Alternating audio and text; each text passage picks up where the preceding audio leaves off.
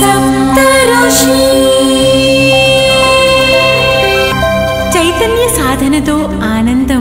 సనాతన హిందూ ధర్మం పరిరక్షణ కోసం మీరు తీసుకున్న ఒక ఇనిషియేషన్కి మరొకసారి కృతజ్ఞతలు, ధన్యవాదాలు తెలుపుకుంటూ, ఇప్పుడు మీరు చెప్పినట్టుగానే హిందూ ధర్మాన్ని రక్షించాలి, పరిరక్షించాలి, మన ధర్మాన్ని మనం కాపాడుకోవాలి అంటే హిందువులలో చైతన్యం రావాలి. కానీ చాలా వరకు అంటే ఆల్మోస్ట్ 80% అబౌవ్ 90% హిందువులు, ఒక సాధారణ హిందువులు బయటికి వచ్చి మన ధర్మానికి లేదా మనకు జరుగుతున్న అన్యాయాన్ని బయటకు వచ్చి చెప్పుకోలేని పరిస్థితిలో ఉన్నారు. ఇప్పుడు జరుగుతున్న ఇన్సిడెంటే కావచ్చు, ఇప్పుడు సోషల్ మీడియాలో చూస్తున్నాము.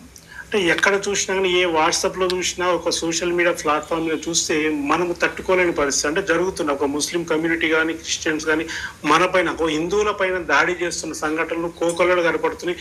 అవి చూస్తేనే మనకు బ్లడ్ బాయిల్డ్ అయిపోతుంది. అంటే అలాంటి సిచ్యువేషన్లో బయటికి రావడం జరిగింది. వాస్తవానికి ఇప్పుడు ఇంత ఒక మీడియా ద్వారా ఎందుకు రావాల్సి వచ్చింది అంటే, ఒక సందర్భంలో చూసుకుంటే మనం కూడా ఒక నార్మల్గా ఉన్న పరిస్థితి నుంచి అది చూస్తూ ఉండలేని పరిస్థితిలో బయటికి రావాల్సిన సందర్భం ఇప్పుడు వచ్చింది. వస్తూ మిగతా వారిని కూడా, ఒక 80% ఉన్న హిందువులని మన ధర్మం గురించి, అసలు హిందువులు అంటే సనాతన హిందువులు అంటున్నాం, సనాతన ధర్మం అంటున్నాం, సనాతన ధర్మ పరిరక్షణ కోసము అందరూ కూడా ఏకం కావాలి.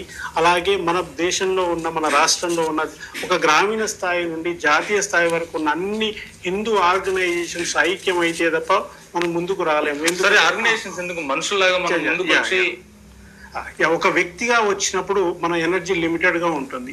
ఒక 10 మంది కలిసి వచ్చినప్పుడు మనకు ఒక శక్తి అనేది విపరీతంగా, ఒక స్ట్రెంగ్త్ అని అవుతాం. ఎందుకు అంటే ఇప్పుడు ఇది ఇక్కడే ఉంది, అసలు సమాధానం కూడా అక్కడే ఉంది మీరు అన్న దాంట్లో. ఎందుకు అంటే మన హిందువుల్లో ఉన్న మెయిన్ మొట్టమొదటి అయితే భయం. ఆల్మోస్ట్ 80% బయటికి రాకపోవడానికి, అయ్యో నేను బయటకు వస్తే నా ఇంట్లో నాకేమన్నైతే, నా ఇంట్లో పరిస్థితి ఏంది, పిల్లల పరిస్థితి ఏంది, భార్య పరిస్థితి ఏంది, పిల్లల పరిస్థితి ఏంది, అలాగే నాకు ఆర్థిక పరిస్థితి ఏంది, రేపు ఏమన్నా కేసు అయింది అనుకోండి, ఒక కోర్టుల చుట్టూ ఎవరు తిరుగుతారు, పోలీస్ స్టేషన్ల చుట్టూ ఎవరు తిరుగుతారు, నన్ను రక్షించేవాడు ఎవరు అనే ఒక భయం అనేది మన హిందువుల్లో ఉంటుంది. అలా మిగతా వాళ్ళతో చూసుకుంటే అలాంటి పరిస్థితి లేదు. సో మనకి బై బర్త్ ఏంటంటే మనకు డిఎన్ఏనో ఏవోగా తెలియదు, కానీ మనకు పూర్వీకుల దగ్గర నుండి చూసుకుంటే కానీ మనకు బాగా నూరిపోసారనమాట. అంటే ఒక మంచితనాన్ని, హిందువులు అనగానే ఒక సాధువులు, అంటే ఏమి అన్నా కానీ, ఎవరు ఏమన్నా కానీ పడాలి, లేకపోతే ఒక చెంప కొడితే రెండో చెంప చూపించాలి. అది ఈ మధ్యలో స్టార్ట్ అయింది సార్, అది ఈ మధ్యలో స్టార్ట్ అయింది తప్ప కానీ అంతకు ముందుకు లేదు. మన దాంట్లో చూసుకున్నట్టయితే ఝాన్సీ లక్ష్మీబాయి గారు కానీ, శివాజీ మహారాజ్ కానీ, అల్లూరి సీతారామరాజు కానీ, అలాంటి వాళ్ళు వేళ్ల మీద లెక్క పెట్టేంత, అదే అంటున్నాను. కొంతమంది మాత్రం వాళ్ళు 100 మందిని తీసుకొని రాలే, ఒక్కరే ఒంటరిగా వచ్చి అలాంటి వాళ్ళు అంటే వాళ్ళ పూర్వజన్మ సుకృతము, వాళ్ళ పూర్వ సంస్కారాలు బలంగా ఉండి హిందువుగా ఉండటంతో వచ్చారే తప్ప నిజంగా మరి హిందువులలో మరి ఎందుకు మిగతా వారు ఎందుకు? అదే కనుక ఇప్పుడు మీరంటే ఒక్కరు వచ్చి 100 మందితో సమానం అయ్యారు, 1000 మందితో సమానం అయ్యారు. మరి అలాంటి వాళ్ళు మరి మిగతా వాళ్ళని కూడా ఝాన్సీ లక్ష్మీబాయి లాగా, రాణి రుద్రమాదేవి లాగా తయారు చేయడానికి ఎందుకు తయారు చేయలేకపోతున్నాం మనము?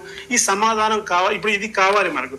దానికోసం అసలు సమస్య ఎక్కడ ఉందో తెలిస్తే మనకు పరిష్కారం దొరుకుతుంది కదా ఫస్ట్. సో ఇప్పుడు ముందుగా మేము ఇనిషియేట్ తీసుకున్న ఒక మెయిన్ కారణం కూడా అదే అనమాట. ఎందుకంటే ఇప్పుడు వస్తున్న ఒక 10% 20% పబ్లిక్ లోకి వచ్చారు, రిమైనింగ్ ఉన్న 80% హిందువులని చైతన్యం చేయాలి. చైతన్యం చేసేసి మన ధర్మాన్ని మనం కాపాడుకోవాలి. మన సనాతన ధర్మం, ఇంతకుముందు అడిగారు అంటే సనాతన ధర్మం అంటే ఇది పురాతనమైనది, దీనికి ఆది మధ్య అంతం లేనిది, అసలు ఎక్కడ మొదలైందో కూడా తెలియని పరిస్థితిలో ఉంది. అంటే మనకు ఒక రకంగా చెప్పాలంటే సృష్టి ఆవిర్భావం నుండే మన సనాతనం అనేది మొదలవుతూ వస్తుంది. మైక్ ముందు పెట్టుకొని 100 మంది కింద ఉన్నారు, నేను స్టేజ్ పైన మైక్ ముందు పెట్టి అందరూ ఏకం కావాలి, అందరూ ఏకం కావాలని అయిపోదు కదా. ఏకం కావడానికి పర్ఫెక్ట్ ప్రణాళిక అనేది ఒకటి కావాలి కదా. ఏం చెబుతున్నారు?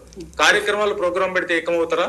కాదు, డెఫినెట్ గా ఇప్పుడు మీరు చెప్పిన దాంట్లో. ఎందుకంటే మనం ఇక మైకుల ముందు కూర్చోలేదు, ఛానళ్ళ ముందు కూర్చోవడం, మీడియా ముందు కూర్చోవడం, కొంతమందికి దాని పట్ల అవగాహన కలగడం కోసం మాత్రమే పనిచేస్తుంది తప్ప అందరూ బయటికి రారు. దానికోసం మేము ఒక కార్యాచరణ ప్రణాళిక ఈ మధ్యన ఒక 1 వీక్ బ్యాక్ మనం అందరు కూడా హిందువులు ఎంతవరకు ఉన్నారో మన సాధువులు కానీ, పీఠాధిపతులు కానీ, ఈ స్వామీజీలు కానీ, గురువులు కానీ, వీళ్ళందరినీ ఏకం చేస్తూ ఒక రౌండ్ టేబుల్ సమావేశాన్ని మణికొండలో నిర్వహించడం జరిగింది.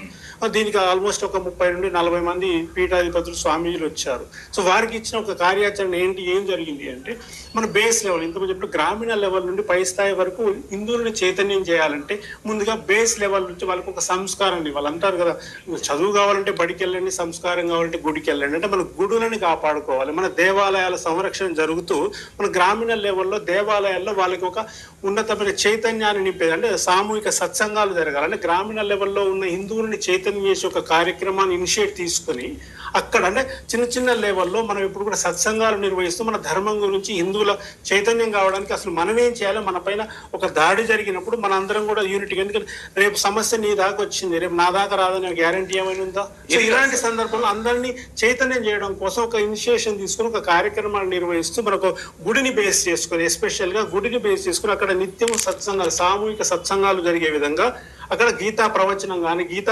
రామాయణ భారత భాగవతాలను చెప్తూ ఒక బాల సంస్కారం లాంటి కేంద్రాలను అక్కడ నిర్వహిస్తూ, సో మన దగ్గరికి వచ్చినప్పుడు మనం ఎలా ప్రొటెక్ట్ చేసుకోవాలి, మన అందరం కలిసి ఉండాలని ఒక విధానాన్ని అక్కడ నుండి ప్రారంభం చేస్తూ ఒక బాల సంస్కారం లాంటి కేంద్రాలను అక్కడ నిర్వహిస్తూ, సో మన దగ్గరికి వచ్చినప్పుడు మనం ఎలా ప్రొటెక్ట్ చేసుకోవాలి, మన అందరం కలిసి ఉండాలని ఒక విధానాన్ని అక్కడ నుండి ప్రారంభం చేయాలనేది ఒక ఇనిషియేషన్. ఒక ప్రాథమిక దశలో అక్కడ నుండి స్టార్ట్ చేస్తూ స్టెప్ బై స్టెప్ అక్కడ నుండి మొదలుకుంటే కాలనీలు కానీ, గ్రామం కానీ, మండలం కానీ, డిస్టిక్ కానీ, రాష్ట్రం కానీ, స్టెప్ బై స్టెప్ అందరికి దానికి కావాల్సిన ఒక కార్యాచరణ స్వామీజీలు కానీ, గురువులు కానీ వారికి తెలిసిన విధంగా ధర్మాన్ని బోధించడం, లేదా మన సనాతన హిందువులను కాపాడుకోవడానికి, పరిరక్షించుకోవడానికి ఎవరి లెవెల్లో వారు చేసుకుంటూ వస్తున్నారు. అయితే ఇక్కడ కూడా చాలా మంది బయటికి రావట్లేదు. ఇప్పుడు ఆర్గనైజేషన్స్ ఉన్నా కానీ ఎవరికి వాళ్ళు ఇండివిజువల్ గా పోరాటం చేస్తున్నారు. అదే కనుక అందరం కలిసినామనుకోండి, ఆటోమేటిక్ ఎదుటి వ్యక్తి భయపడిపోగలుగుతాడు.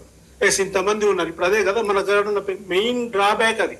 సో ఒకరు ముందుకు వస్తే అయ్యో నేను స్వార్థం, నిజంగా చెప్పాలంటే సెల్ఫిష్ బాగా పెరిగిపోయింది. అంటే సెల్ఫ్లెస్ గా సర్వీస్ చేయగలిగే ధర్మం కోసం మాత్రమే ఒక ముందు పెట్టుకొని రాగలిగితే డెఫినెట్ గా మనం అనుకునేది చేయగలుగుతాం. అంటే this is the right time. కొంత చైతన్యం అనేది ఒకప్పటికి చూసుకుంటే ఇప్పుడు చైతన్యం బాగా పెరిగిపోయింది. నమస్తే అండి, దిస్ ఇస్ కీర్తి నాడియోతియో. సప్తఋషి ఛానల్ని లైక్ చేయండి, షేర్ చేయండి అండ్ సబ్స్క్రైబ్ చేయండి. Thank you. నమస్కారం అండి, నా పేరు రక్ష. సప్తఋషి టీవీ చూడండి, షేర్ చేయండి, సబ్స్క్రైబ్ చేయండి, లైక్ చేయండి. Thank you. సప్తఋషి టీవీని లైక్ చేయండి, షేర్ చేయండి, సబ్స్క్రైబ్ చేయండి. Please subscribe Saptarushi TV, like, share, comment.